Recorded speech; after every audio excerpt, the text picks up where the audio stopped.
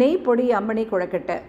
சின்ன சின்ன கொழக்கட்டைகளாக செஞ்சு ஆவியில் வேக வச்சு வாணலியில் கடுகு உளுந்து தாளித்து இந்த கொழக்கட்டைகளை பரட்டி விட்டு மிளகாய் பொடியும் நெய்யுமா சேர்த்து செய்கிற இந்த மணி கொழக்கட்டைகள் ஒரு ஆரோக்கியமான ஸ்நாக், ஈஸி டிஃபன்.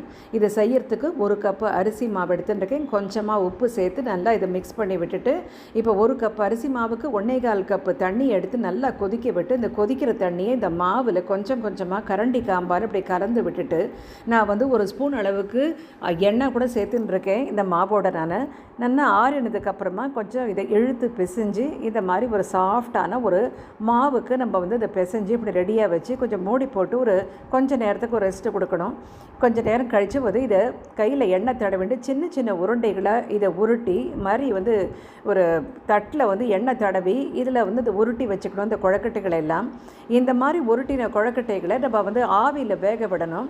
ஒரு 10 நிமிஷம் போல் இது வந்து இந்த அம்மணி கொழக்கட்டைகளை வேக விட்டோம்னாக்க நல்லாவே வந்து இது வெந்து போயிடும்.